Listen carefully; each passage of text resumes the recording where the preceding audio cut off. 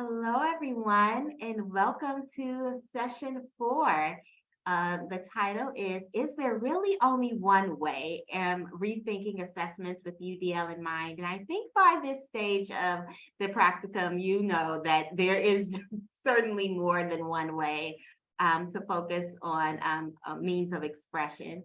So my name is Veronica Womack, and I'm the Associate Director of Inclusive Learning Communities at the Searle Center for Advancing Teaching and Learning at Northwestern University. My name is Jim Stahoviak. I'm the Accessible Technology Strategy and Operations Lead, a role split between Accessible NU, the Disability Services Office, and Northwestern IT. All right, so let's get started with what our learning objectives will be. So there are 4 things that we think that you will be able to take with you from today's session. First, you will be able to identify assumptions that serve as the basis for the design of your current assignments and assessments. You will apply at least one UDL-based approach to your class to reduce student anxiety around exams and deadlines while maintaining rigor. You will be able to critically examine course learning objectives to eliminate unnecessary components that restrict offering assignment options, and you will be able to apply the UDL principle of multiple means of expression by redesigning one assignment to offer at least 2 options of delivery. So let's take a moment to actually define what we mean by multiple means of expression. So we do know that learners differ in the ways that they can navigate the learning environment and express what they know. Because this is the case, there is no one means of action and expression that will be optimal for all learners. And so for this reason, it's really important to provide options for expression. And we are speaking about expression in terms of how we are assessing the students both formatively and summatively. And another piece that's important to recall is that we want to really be able to provide our students with opportunities to build fluency with new skills. And this occurs when students receive frequent, specific, and corrective feedback as they learn. So in our pre-session activity, you were given a worksheet in which you were asked to deconstruct the assignments and assessments that are listed in your syllabus. But as you did this reconstruction, we wanted you to think about these questions. Ask yourself, do I expect my students to demonstrate what they are experts of, or that they are experts, or that they are continual learners? Another question was, am I prioritizing learning in isolation over learning in collaboration with others? Am I asking my students to articulate their mastery over the content or their relationship with the content? And lastly, do my assignments indicate my commitment to ongoing learning, reflecting, and revisions for myself and my students? So these questions can help us unpack the assumptions that we may have about our students in relation to how they are assessed. These questions also help us see how the dominant narrative, which recognizes and validates white male voices and stories, seeing the extent to which our content may be present in our approach to student assessments, this type of narrative. So really helping us look at our assumptions. And you'll also recall that in one of our pre-session activities, we asked you to review a video. And we really wanted to talk about centering culture and inclusion in UDL practices within this video, because if we do not interrogate the roles that power, privilege, oppression, and structural barriers that play in the role of accessibility of learning opportunities, then we may unintentionally reconfigure mechanisms of inequity. So you'll recall that the three considerations were: one, to be aware of your students as individuals, meaning to note what their personal cultural experiences, perspectives, and biases may be, as well as having an awareness of systemic oppressions. Another consideration was to actively address how power and privilege shape and block learning opportunities. And lastly, to really think about how you can build empowered communities of expert learners. This means that you view and position your students as experts in and about their communities. And you're also being intentional about the design of your community so that the students do view the classroom as a safe space for learning, respectful collaboration, questions, mistakes, and conflicts. So these are all ways that you can center culture and inclusion within your UDL practice. And what informed these considerations was a particular approach to learning called the liberatory model. So we're going to take a moment just to compare and contrast the banking model approach to learning versus the liberatory model. So with the banking model, you're really assuming that your students are there to consume, to retain what you are articulating or expressing to them, and then essentially memorize that information and then disseminate it back to the professor. So it's very much like a transmission. You tell, they receive, and then they tell back. But in this approach to learning, the students, it's as if the professors have nothing to learn from the students. But on the other hand, we have the liberatory model. And in this approach, everyone in the classroom is considered to be an active participant. Everyone brings knowledge and expertise into the community, not just the instructor. And there's also an expectation or an invitation for the participants to engage as their full selves, not feeling the need to leave their emotions or how they're physically feeling when they receive certain content or outside of the door. It's like you can come with your full self and engage. And within this approach to learning, it's really centering this idea that we are all creating knowledge together in this space. And the way we're creating this knowledge is through dialogue and doing activities with each other. So really centering pieces of collaboration. And this approach to learning is deeply rooted in some of Paola Ferreri's work and as well as Bell Hooks's work.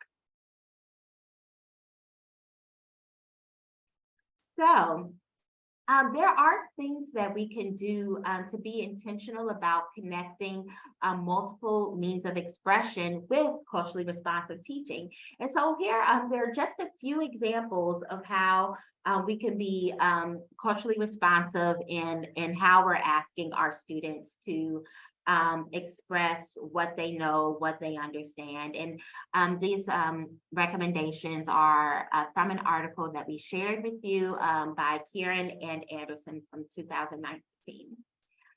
So one recommendation will be to see if we can honor the different methods of students sharing knowledge. Like, are there ways that they can articulate what they know through different forms, like through storytelling or through talking about their family histories? Are we leaving space for that? You can also make your assessments more culturally responsive by really valuing the experiential knowledge and tradition. So what are things that the students already kind of come in knowing and understanding, and seeing if we can build upon that and give them an opportunity to express their understanding of that content from their lived experience. You can also provide opportunities for collaboration and reciprocal teaching. And another important piece or way to make your assessments more culturally responsive is to really try to use metacognitive strategies to change students' potentially negative thoughts about their how they approach learning challenges that they may encounter. So asking them questions and helping them see like each step that they're going through, as well as why you're asking them to learn and process in this way. All right. So one of our pre-seminar assignments was the ask again for you to complete this worksheet. It was called the Expression of Learning Opportunities worksheet. And we wanted you to see, look at your syllabus, pull out your different assignments and assessments, and seeing the extent to which you offered opportunities for the students to state that they have relayed information, or to demonstrate inquiry, to be reflective, to revise, to practice skill sets, to collaborate with others. And then again, seeing the different formative and summative assessments that have provided these opportunities, as well as the delivery methods for those assignments and exams. Now, we'd like you to take a step back and just reflect on what was it like completing this worksheet, and even looking at this, I consider to be like a really personal artifact that you created with your students in mind, and with your teaching efforts in mind, and to think about what was it like to look at your assessments in this critical way. So some questions that we'd like you to kind of reflect upon would be to describe or think about how it felt to critically review your own assessments. Indicate what you noticed about your assignments and exams. What became clear to you? And also, did you recognize any hidden assumptions that you may have about your students?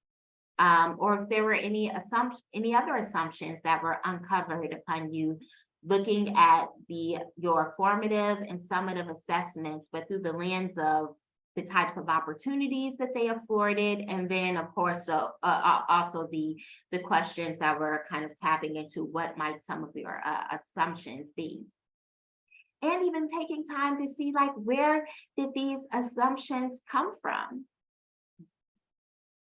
So please feel free to come back to your worksheet and think about these reflection questions.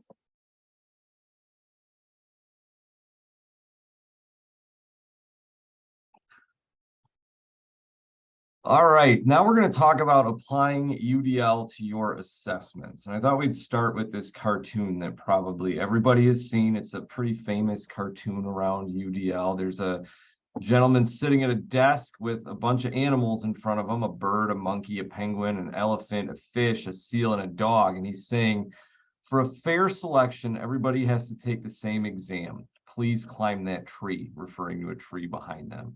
And here the implication is clear that everybody's got different strengths and different abilities. And sometimes the way that we assess students does not, it favors some students' strengths to other students' strengths.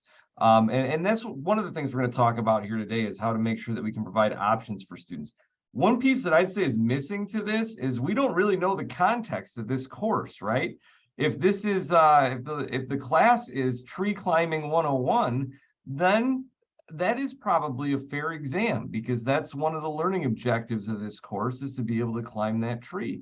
If the class is Fruit Gathering 101, there's probably other ways that this can be done. It doesn't have to be climb the tree to get the fruit. Maybe you could shake some fruit out of the tree and gather it one way or another. There's different options that could come into play there. But I think it's important to realize, and we'll talk about this through this section of the session, that learning objectives are critical to what we do with assessments in UDL.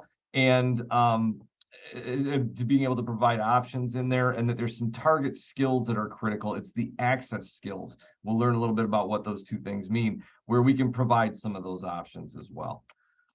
Before we get into doing all of that, one of the things that we've really attempted to do in this practicum is provide provide things you can do now and things you can think about and apply later in terms of UDL.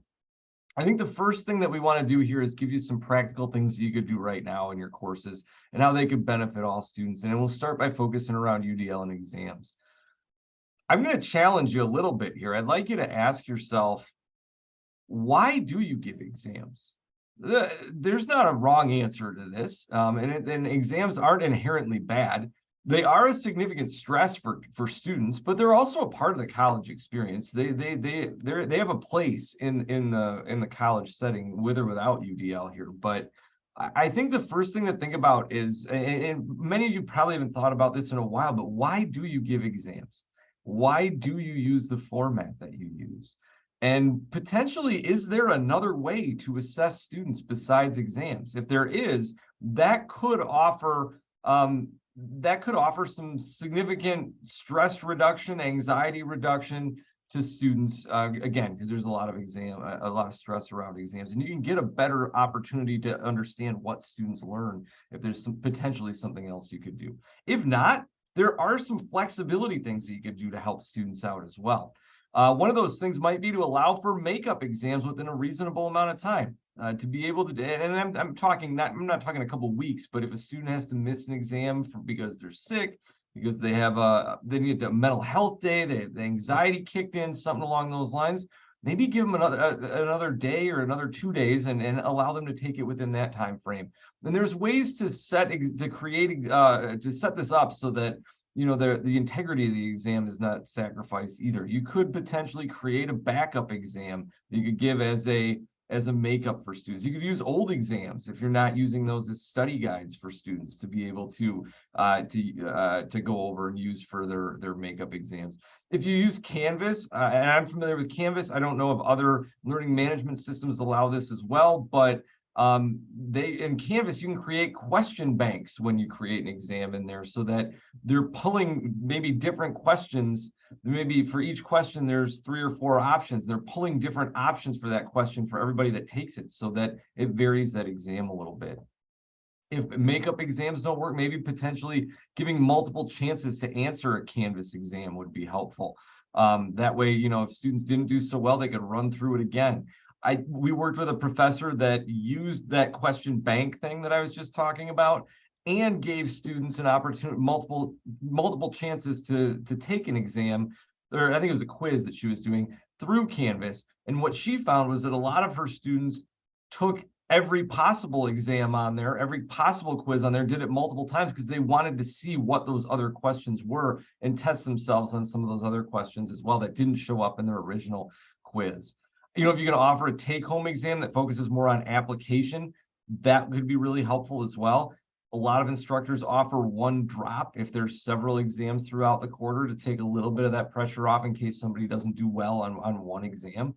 Or there's some people they offer correction options where you can get some points back if you have if you've gotten something wrong. Not all the points back, but it gives you an opportunity to go back in and rethink about some of those areas that you might be struggling and learn those a little bit better as well. Deadlines are another issue that are potentially around that deal with assessments that are potentially difficult for students, especially those, as we've kind of themed this practicum around things that have been changing since the pandemic and things that have happened in the world since the pandemic, the anxiety, the mental health issues that students are experiencing. Deadlines can be a big issue as well. Again, deadlines are important just as exams are important, but we do know that stress and anxiety build when students have deadlines and exams at the same time. And that's something that we see clearly out of the Disability Services Office on a regular basis, is that students' assignments typically suffer when they have them due around exams because they are so focused on making sure they do well on those exams. To students, the exams seem much higher stakes, and they'll put off some of those assignments. So that assignment work suffers.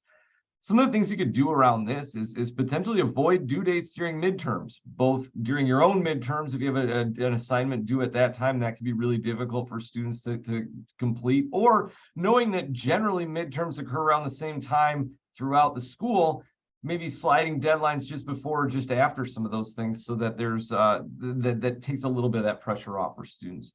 I think offering flexible due dates around midterms is helpful as well. You know, if you can give a day or two when students come up and say, hey, I've got a midterm or I got an exam, that can be really helpful in relieving some of that anxiety. Or even offering short, no question extensions, especially for late deadlines. A lot of the deadlines here are 11:59 at night. We know that nobody's going to start grading those at midnight. Like, is there a reason it needs to be due then, or could students have until the next morning to complete that? Without having to ask questions about that, or if they get it in within a certain amount of a grace period, you know, could that be helpful as well? Another thing that people have experimented with here that's worked out really well is offering a set amount of late days at the beginning of the quarter that students can then distribute as needed. So for example, you may say in your syllabus, you have 5 extension days that you can use, and you can use those however you want. You can use them all on one assignment. You can use one on 5 different assignments, however that needs to be done. And students can then plan out, hey, I've got this assignment due near a midterm. I know I'm going to have to take a couple of extension days there. They're going to use a few there, but bank a few in case they have something that's unexpected happen where they're going to need to use it at another point as well. And that's worked out really well. That helps the students kind of plan and know that they've got some fallback options, but holds them accountable a little bit as well to keeping within that deadline extension period. Another thing that's been popular is offering more points than what's needed. So for example, saying, I've got 6 assignments, you only need to do 4 of them. You choose the 4 that you want to do. And that gives people an opportunity to pick and choose kind of when is the best time and what is the best, what is the most interesting assignment for them to do. With something like that, you got to think a little bit more about, how am I making sure that I'm covering all my learning objectives across all 6 of these, so that, you know, we're not missing something if a student skips these 2 assignments to do. But those are just some options that you could probably put in place right now to help out students that are in some that are related to UDL here. So let's talk about adding UDL to our assignments now. This is where I think we can really dive into making sure that we're adding options. And that's what this is going to be all about, right? We've talked about finding pinch points, and we've talked about a +1 model. We're going to talk about adding options to assignments. And this seems overwhelming when we talk about this to folks who have not thought about this in the past. You've got your assignments set up the way that they're done. We come in and say, let's add options to each of those things. It can be overwhelming, but I want you to think about adding options kind of like using a GPS system. And this really illustrated itself to me one time when I was heading to visit my parents in the Detroit area. I live north of Chicago. My parents live in Detroit. We head over there quite a bit to visit, and there's different ways to get there. There's different ways to get there. When you pull up a GPS, you are given different routes. The thing that's the same about all of them is that they always end in the same spot. And we can think about that with adding options to our assignments. We're going to go to the same place. It's assessing those learning outcomes. It's about how we get there. So for me, I know how to get to Detroit from Chicago, but I often check for various things. So if I pull up a GPS, this is the screenshot I took. If I pull up a map, you can see there's the fastest option. That's usually the option that I want to take. But sometimes I feel like, man, I'm getting tolled like crazy going through this route. I want to go a route that doesn't have tolls. There's an option here that'll give me a route that doesn't have tolls. Sometimes I think I want to go the shortest mileage. I don't care if I have to sit and wait. There's an option there that gives me the shortest mileage as well. But by having these different routes to get there, I can choose what's best for me that day, or what approach is going to be best for me that day. All of them are going to take me to the same place. It just gives me different options to get there. So that's the way I like to think about adding options to assignments. Again, when we talk about adding options, as with the rest of this practicum, what we're talking about is using +1 thinking. We can add one option that's not there for a student. We don't have to overwhelm everybody by adding several options. Add one more option, and one of those options is going to be better for everyone. So the potential things we could do, if we typically have papers, what about allowing students to record a video? How about creating a presentation or doing a podcast or doing some project around things? It doesn't always have to be writing a paper. I'm going to use paper as it doesn't always have to be example here. By all means, I understand that writing is important and it's critical, and that's part of the thing we're learning here. But I think that often we default to that as being the easiest option for an assignment. It isn't always the most effective way to understand what somebody has learned. So why do we provide options to assignments? One of the things we're trying to do here is we're trying to create expert learners. And I'd argue that options create greater engagement. If you've got something where a student has a choice as to how they're going to approach an assignment, they're going to choose the piece that probably the piece that they feel they have stronger skills in, but it also is probably going to be more engaging for them to go down one of these routes. And I'll talk about it. There's a course that is taught here that I think you'll hear about in one of the later sessions, where it's an engineering course, and the instructor changed his exams to provide options this time. Instead of just taking a sit-down exam, it was something like you could design a circuit based on these parameters. You could explain a circuit based on these parameters, or you could write a children's book explaining this circuit to somebody using pretty plain language. And he told me, I found that these students understood that topic better by going a little bit deeper in those things and choosing the path that provided that greater engagement. This also allows students to choose whether they want to further develop a skill or whether they want to use a strength to further engage with what they're doing. I will tell you, most of the time, students are going to use the opportunity to use their strengths to provide the best response to an assignment that they can. But there is an option here to choose to work on developing another skill. It can certainly remove barriers to expressing learning, right? We think back, we try and tie UDL into accessibility. The idea here might be that one way of doing something, we may not get the best answer out of a student. We may not really find out what they understand or how well they've learned material, because there's a barrier they're experiencing in the way that we're asking them to deliver that.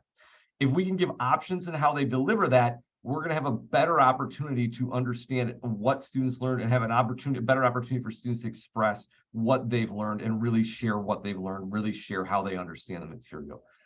A bonus to all this is that it can give instructors more interesting end results too. I've talked with an instructor, I think she was in special ed music, where she used to have an assignment that was a paper, but then she opened it up and gave several options to students and said, man, was it nice not to read 100 of the same papers all the time. Having that option, seeing some of the creativity students put into this, seeing some of the depth they go into in other formats was really rewarding as well. So how do we offer options? Well, there's like 4 steps I think that we need to do to this. First, we need to make sure our learning objectives are clear and speak to what needs to be included in the course or completed in the course. By what I'm talking about here is we need to make sure that we're not requiring how somebody has to complete an assignment via our learning objectives if it's not necessary for getting through the course. So we want to be really careful about that. Once we've done that, we want to determine the skills that the assignment's assessing that are related to that learning objective. I mentioned the term target skills before. Those target skills are the skills that we are assessing with our assignment. The other skills that we're not assessing but are used to complete that assignment are considered access skills. So once we've determined those skills that we're trying to assess, we then want to step back and say, okay, these are the skills I'm trying to assess. What does a student need to do to complete this assignment? And what skills being used here are not something that we're trying to assess? Those are the access skills.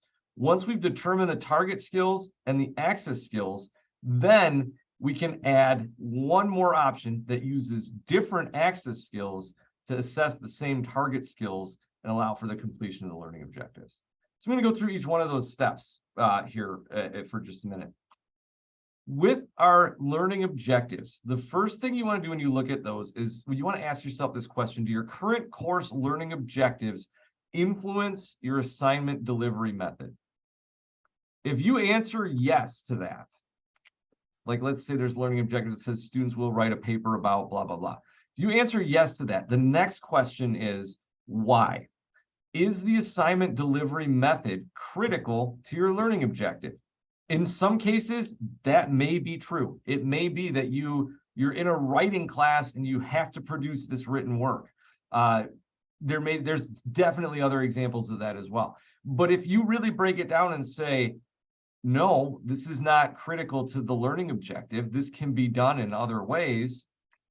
Well, let me go back and see. If you say yes, that it is critical to your learning objective, then in this assignment, options are not really possible. We have to do it a certain way because it's tied to that learning objective, and that's required for this course. If we say no, there are other ways that this can be done, then I'd say at that point, we consider rewriting those learning objectives so that it allows for options to be used when we're working on that assignment. The other answer, we go back to the top and say, do your current course learning objectives influence your assignment delivery method? You say no to that. I'd say at this point, consider using +1 thinking to add one more option to your assignment delivery methods. Awesome. So once we've got this kind of worked out, then we determine what those target skills are.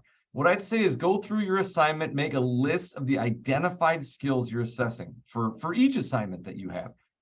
Primarily you want to start with one. We don't necessarily, when we're applying UDL, we don't need to do this to everything at once. It's an iterative process, and we can work through and add this as we go. But I'd start with one assignment, make a list of those identified skills you're assessing in each, compare those to your learning objectives, make sure that they're tied to your learning objectives and they map to your learning objectives.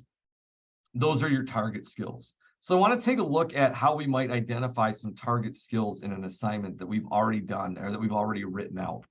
This is an example from another university. I know it was not in a writing class. I don't remember what class this was. But basically, this is an assignment that says pick a conflict in which you're invested and then introduce this conflict to two different audiences in two different genres via a written summary. Each summary should include no less than 250 words. So right there, that assignment is definitely doing something in writing, potentially putting up some barriers for some individuals, potentially not being the strengths of some other individuals. But are we testing their writing here? Are we assessing their writing, or are we assessing something else? And this is where we dive into identifying target skills. The next part of this assignment says, whatever conflict, audiences, or genre you choose, the most important part of this assignment is that, and here's what the most important part of that assignment is. We'll go through each one of these and say what the real target skill here is. The first thing says it's the who, what, when, and why. Who, what, when, and why the conflict is clear. If we look at that, the target skill isn't necessarily writing that out. It's identifying the who, what, when, and why the conflict, and it's clearly communicating who those are, the who, what, when, and why, what those are. That we're clearly communicating it. That could be done in writing, that could be done in a video, that could be done in a presentation. There's different ways that can be done. The second thing says, beyond the gist of the conflict, any other information you include will depend on your audience and the conventions of the genre that you've chosen. So here, that target skill is really demonstrating an understanding of genre conventions. Does that have to be done in writing? Not necessarily. There could be other ways that you could demonstrate that target skill. The third option says, think about what life experiences your readers are bringing to the text. So this is talking about readers and text again, but we could really break that down to understanding the impact of audience life experience. Who's your audience on this? What's the impact of their life experience? And that comes with this. The fourth thing says, based on your word choice, the style and tone of your writing and images you include or not, your intended audience should be clear. So this also speaks to demonstrating an ability to clearly connect with the intended audience. If we look at our target skills this way, as long as our learning objectives don't say that this has to be done in writing, and there's not a reason for that, if we look at our target skills, any one of these things can be done in a different way. There is an opportunity here to add options to what we're doing. Now, to identify access skills, what we do to identify access skills, now that we've got our target skills figured out, is we want to list all the skills that are needed to complete the assignment the way that it's currently designed. That includes things like good writing ability, proper grammar understanding, proper spelling, reading fluency, working memory, attention, speaking, whatever it's going to take to get through that. Attention to detail in research, anything like that. And then we're going to cross-reference those with our target skills and our learning objectives. And anything that's not explicitly tied to a learning objective is an access skill. It's a means for completing that assignment that we don't necessarily need to assess. I don't want it to sound like I think any of these access skills are not important. They clearly are all important, and it's all something that we're always should be working on improving. I think my point here is that by providing options where we where we can use different access skills, we can still pull some of these in, but we don't necessarily have to grade them. We could potentially provide feedback on some of these access skills without penalizing someone for difficulty they may have with that if it's really not what we're looking to assess.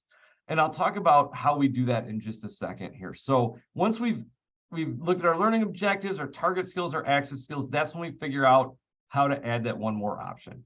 And we want to start by adding in an option to one assignment. We add one other option that's different, that with a different set of access skills to complete it. Adding one option means that we're not overwhelming anyone in this situation, right? We're not overwhelming the students by saying you could do whatever you want and then having them have a hard time figuring out, wait, what is it that I need to be able to do here? Or what do I want to do, and stressing about that. It also doesn't overwhelm the instructors or the graders of this that have multiple things to look at and trying to figure out how you're going to grade different types of assignments. One extra option, you add one extra option, one of the two options that you have is going to be the best option for someone in your class. Everybody's going to maybe choose something different there. They're gonna have an option there to pick from. Here's where I think you can look at some of the improving some of those target skills. You do want to set your technical standards for your assignment, right? So let's say you're allowing students to write a paper or do a video. With that, you could say, if you do a video, it's got to be X amount of time, less than X amount of time. That kind of zeroes people in and makes them focus a little bit on getting it in getting all their thoughts in a certain amount of time. You could also say, if you chose this, you need to write out a script, or if you chose something besides the writing option, you need to provide a brief reflection, one-page reflection as to why you chose that.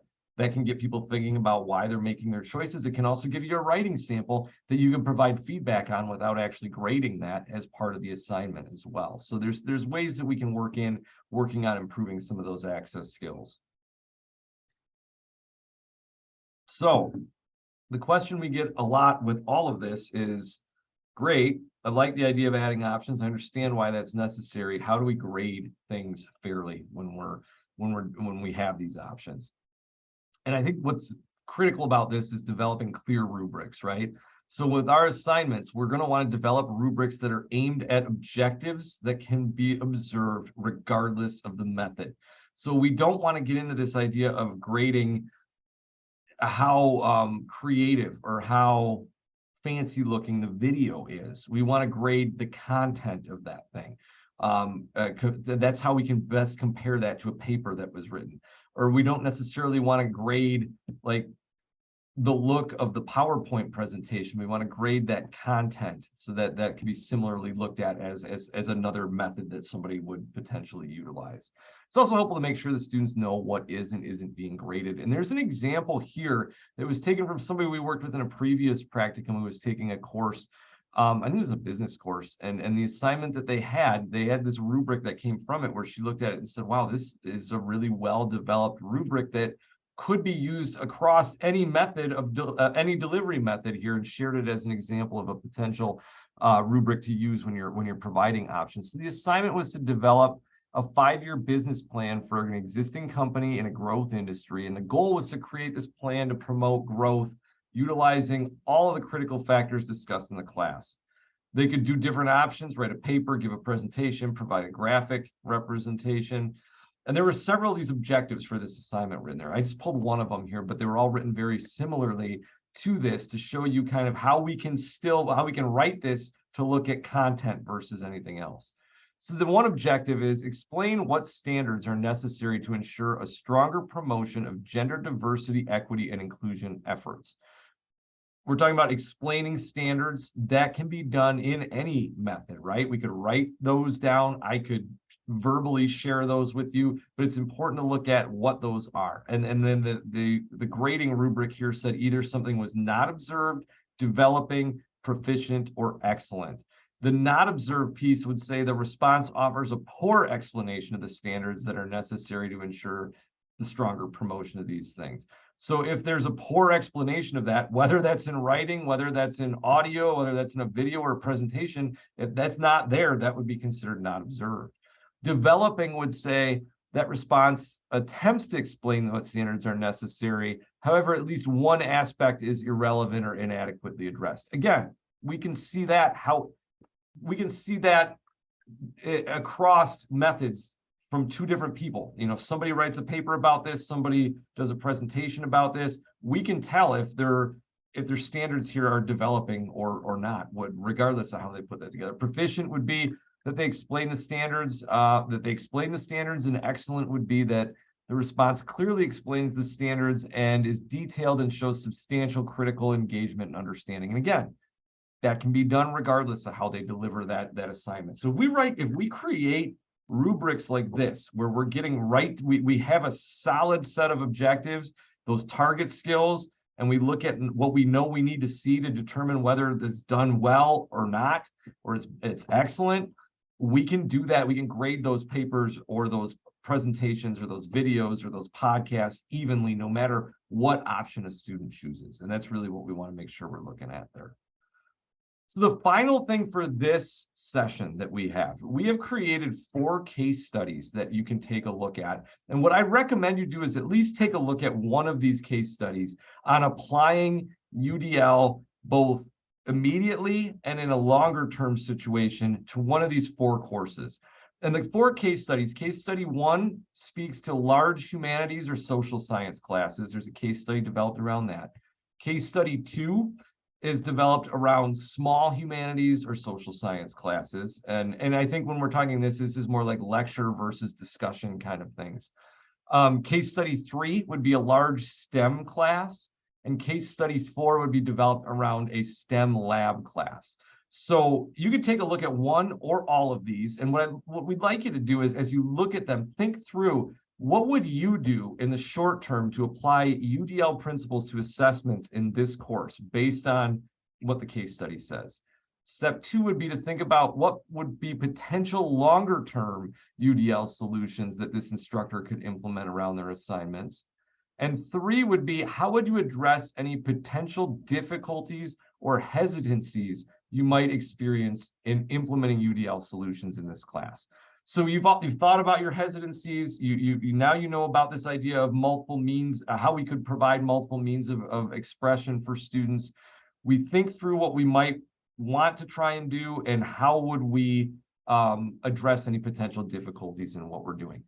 When you look through those case studies, we also have, there's also a list of potential ideas for each of those case studies. There's no right answer for this, right? There's several potential things that could happen, but there's a list of potential ideas that have been cultivated from several groups that have gone through these case studies. And we've taken some of the best ideas out of there and put them in there for you to take a look at as kind of, I'll say an answer key, but it's not really that. It's more of just an idea sheet kind of thing. So it's a good way to wrap this up, is to go through and try and apply some of these principles in different types of courses. And that's it. That's it for course session 4. We hope you enjoyed this, and that it's helpful in helping you figure out how to apply UDL to your assessments and assignments.